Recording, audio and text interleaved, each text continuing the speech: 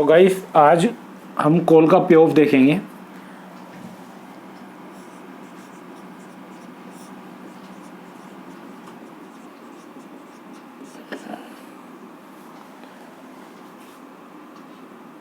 अगर हमने 1500 के स्ट्राइक प्राइस वाली कॉल 50 रुपीज़ में बाई की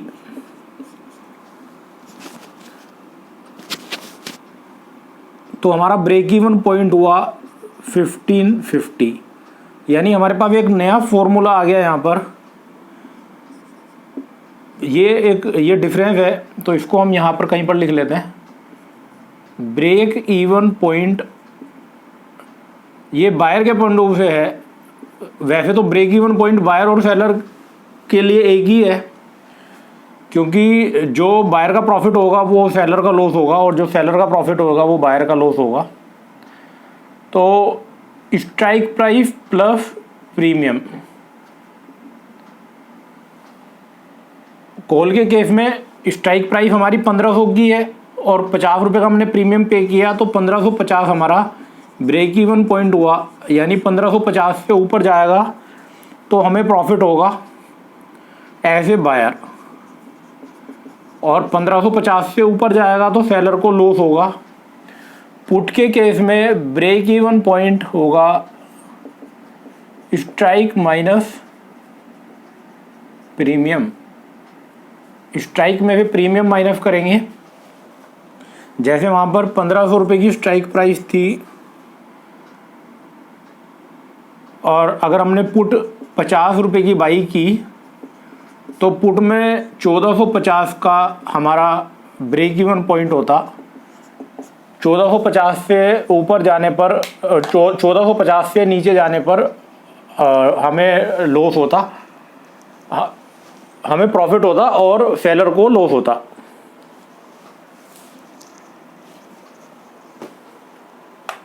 तो इसी तरीके से यहाँ पर 1550 से ऊपर जाने पर हमें प्रॉफिट होगा।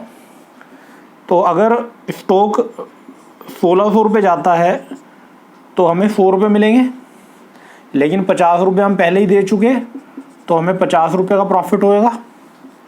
अगर स्टॉक 1700 रुपये जाता है तो हमें 200 रुपये मिलेंगे, 50 रुपये हम दे चुके, 150 का हमें प्रॉफिट होएगा।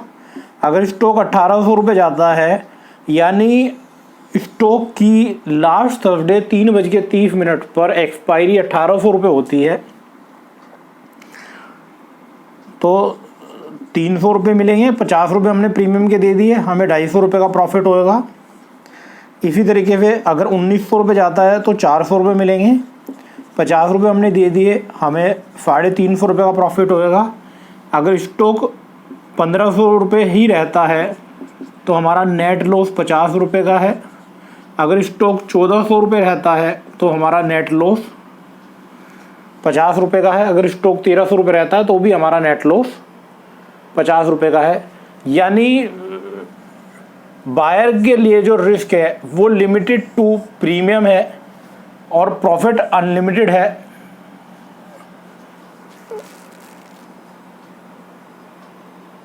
कॉल के केस में भी और पुट के केस में भी इसी तरीके से सेलर के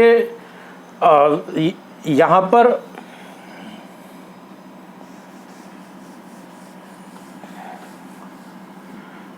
अब हम पुट और कॉल दोनों का पे ऑफ इकट्ठे देखेंगे।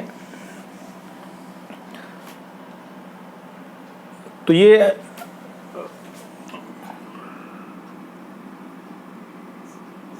पंद्रह सौ रुपये स्टॉक का प्राइस चल रहा है, यानी ये स्पॉट प्राइस है। मैं क्या करता हूँ, मैं 1600 रुपये की स्ट्राइक प्राइस वाली कॉल बाई कर लेता हूँ 30 रुपीज़ में, तो मुझे प्रॉफिट होगा 1630 रुपये से ऊपर। यानी मेरा ब्रेक इवन पॉइंट बनेगा 1600 प्लस 30।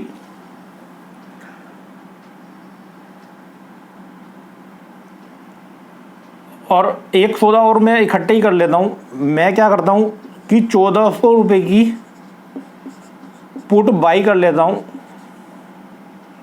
30 रुपीज़ में। तो मैंने कॉल भी बाई कर ली और मैंने पुट भी बाई कर ली। तो अगर तेज़ी आएगी तो भी मुझे प्रॉफिट है और अगर मंदी आएगी तो भी मुझे प्रॉफिट है। तो अगर तेज़ी आएगी 1630 रुपये के ऊपर तो मुझे प्रॉफिट है, क्योंकि 1600 रुपये की कॉल ख़रीदी मैंने और 30 रुपये मैंने प्रीमियम दिया। और ऐसे ही मंदी आएगी 1370 रुपये से नीचे, तब मुझे प्रॉफिट है, क्योंकि 30 रुपये का मैंने प्रीमियम दिया। तो अगर स्टॉक की एक्सपायरी 1300 रुपये होती है तो मुझे कितना प्रॉफिट होगा? मुझे 70 रुपीज़ का प्रॉफिट होगा। अगर स्टॉक की एक्सपायरी 1200 रुपये आती है तो मुझे 200 रुपये मिलेंगे। 200 में से मैं, अच्छा ये 200 रुपये मैंने कैसे कैलकुलेट किए?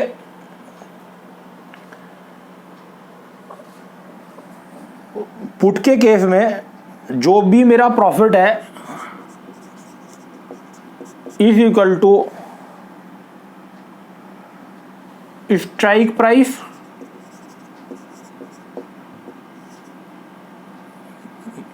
Minus price at expiry.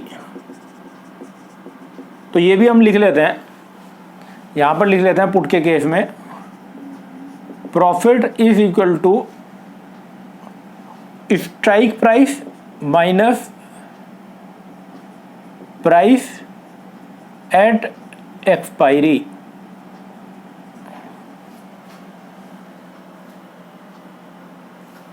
Profit is equal to strike price minus expiry. तो इसी तरीके से यहाँ पर अगर 1700 रुपये पर एक्सपायरी होती है तो मुझे 1600 की कॉल में कितना रुपया मिलेगा? 100 रुपया मिलेगा, जिसमें से 30 रुपये मैं दे चुका, यानी मुझे 70 रुपये का प्रॉफिट होगा। यानी यहाँ पर हम एक फॉर्मूला बनाएंगे, profit is equal to strike price price at expiry minus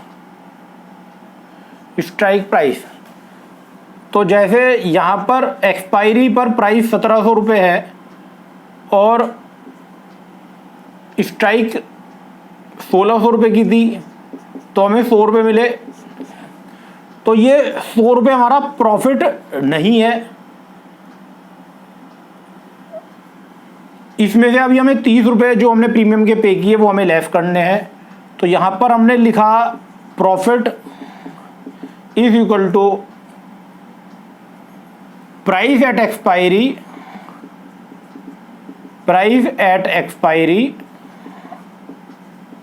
minus X. Profit is equal to price at expiry minus X. लेकिन जैसे ही मैंने आपको बताया प्रॉफिट नहीं है, क्योंकि यहाँ पर हमें 30 रुपये जो हमने प्रीमियम पे किया है वो भी हमें इसमें से लेस करना है। तो यहाँ पर प्रॉफिट ना लिख के हम एक वर्ड यूज करेंगे, पे ऑफ। पे ऑफ यानी जितना पैसा हमें मिलेगा एट एक्सपायरी, तो उसमें से जो हमारे एक्सपेंसिव हैं यानी हमारे जो खर्चे हैं या फिर जो हमने प्रीमियम पे किया वो हम यहाँ पर लेस कर लेंगे मैनुअली। तो पे ऑफ के लिए एक फॉर्मूला बन गया। तो एक कॉमन फॉर्मूला बन जाएगा, net profit is equal to payoff minus premium paid. तो ये कॉल और पुट दोनों में चलेगा फॉर्मूला कि net profit is equal to payoff minus premium paid. अच्छा, अब अगर मैंने कॉल भी खरीद ली और पुट भी खरीद ली तो 30 रुपये का प्रीमियम मैंने यहाँ पर दे दिया और 30 रुपये का प्रीमियम मैंने यहाँ पर दे दिया। तो या तो ऐसा तो हो नहीं सकता कि स्टॉक की एक्सपायरी ऊपर भी हो जाए और नीचे भी हो जाए। या तो स्टॉक ऊपर जाएगा या तो नीचे जाएगा, या तो एक्सपायरी नीचे होएगी या तो ऊपर होएगी। तो अगर समझ लो 1300 रुपये एक्सपायरी हुई और मुझे पुट में 70 रुपये का प्रॉफिट हुआ, तो 30 रुपये का लॉस मुझे कॉल में भी तो हुआ। जो 30 रुपये का प्रीमियम पर मैंने कॉल खरीदी थी वो भी तो मेरी ख़त्म हो गई। तो नेट मुझे कितना प्रॉफिट हुआ? 40 रुपीज़। तो यहाँ पर मैंने एक ऑप्शन स्ट्रेटेजी बनाई थी जिसमें मुझे बाजार में बहुत ज़्यादा उतार चढ़ाव लग रहा था, और उस हिसाब से मैंने एक 1600 रुपये की कॉल बाई की थी और 1400 रुपये की पुट बाई की थी, और 30 रुपये का प्रीमियम मैंने 1600 रुपये की कॉल में दिया और 30 रुपये का प्रीमियम मैंने 1400 रुपये की पुट में दिया। टोटल मैंने 60 रुपये का प्रीमियम दिया। तो मेरा ब्रेक इवन पॉइंट नीचे की साइड बनेगा 1400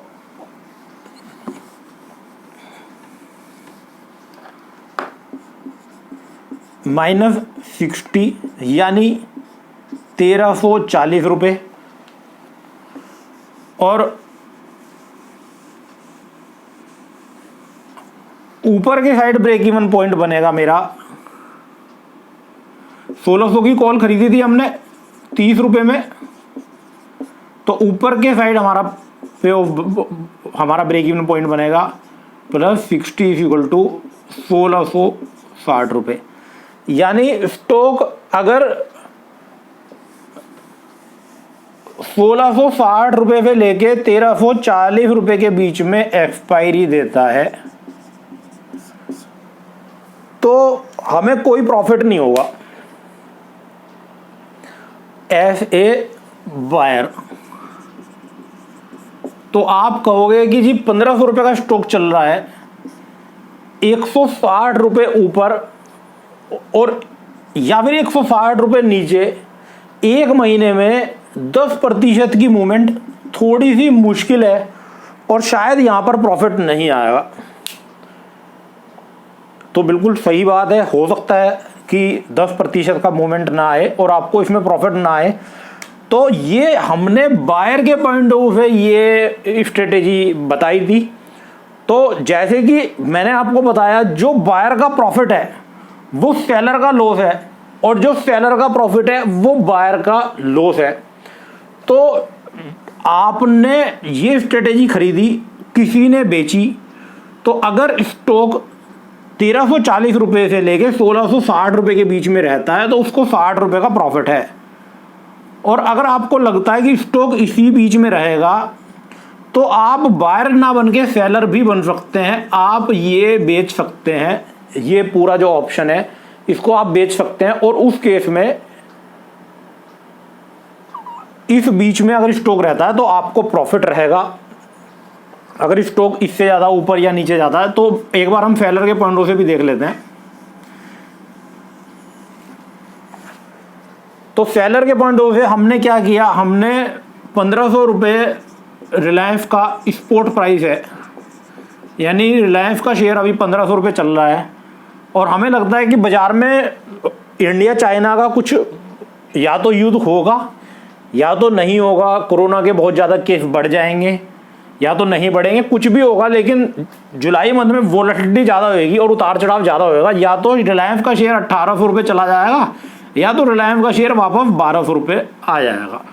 तो इस वोलेटिलिटी ये तो बायर का, अगर बायर को लगता है कि वोलेटिलिटी ज़्यादा होगी तो ये स्ट्रेटेजी बनाएगा, वो दोनों साइड की कॉल और पुट बाई करेगा। लेकिन सेलर के पॉइंट ऑफ व्यू, सेलर का पॉइंट ऑफ व्यू ये है अगर कि बाजार में इतनी न्यूज़ होने के बावजूद भी कुछ नहीं हुआ, तो लग रहा है कि बाजार यहीं टहलता रहेगा और बाजार बहुत ज़्यादा ऊपर नीचे नहीं जाएगा, तो वो क्या करेगा, 1300 रुपये उसने 1400 रुपये की पुट सेल की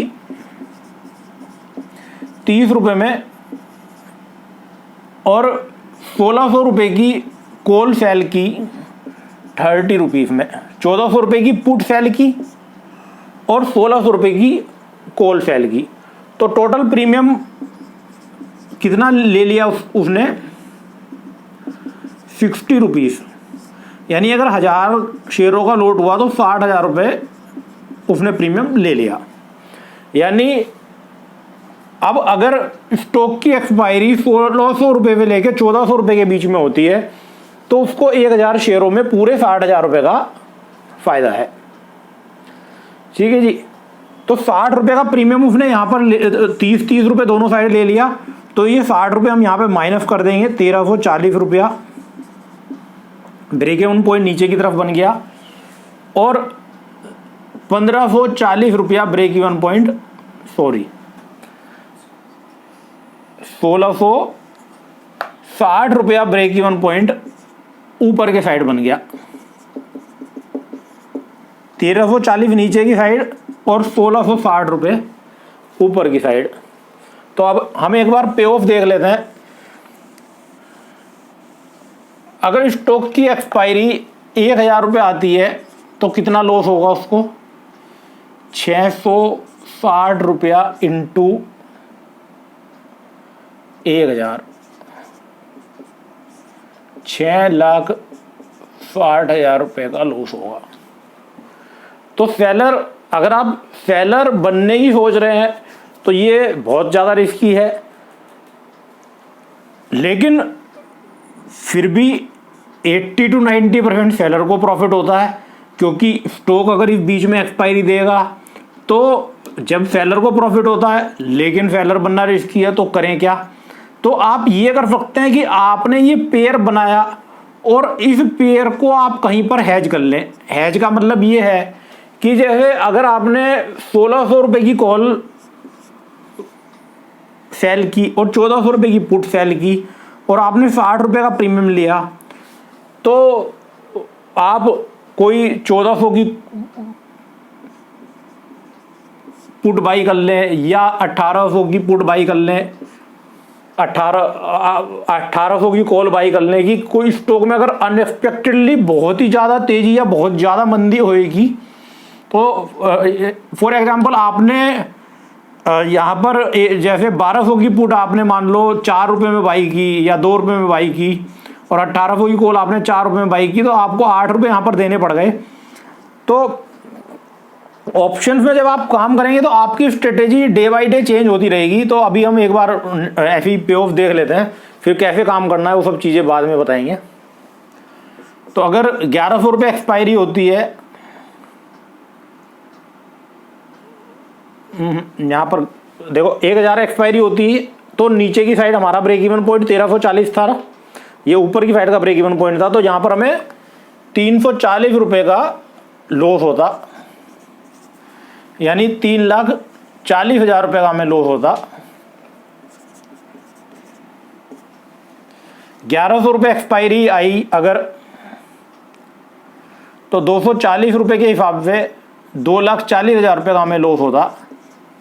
1200 रुपये अगर एक्सपायरी आती तो 140 रुपये के हिसाब से 1,40,000 रुपये का हमें लॉस होता। और अगर 1300 एक्सपायरी आती तो 40 रुपये के हिसाब से 1000 शेयरों में 40,000 का हमें लॉस होता। इसी तरीके से ऊपर के साइड देख लेते हैं। अगर